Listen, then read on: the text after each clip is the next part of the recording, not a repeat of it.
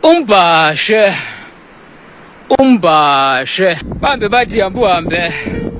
nyobo wekoloni emazweni kade utyhuluba uthuthathutha imishologu eyakwala neyakwagcaleka kade ubangwa ingcobo kunye nedutywa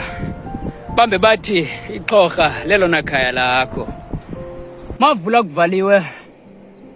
ukugandaganda okudla amathambeka ohlala ecanda amathafa okomalusi unyawo lambetha indlela otyutyha indonga zikanongqawuse noshaka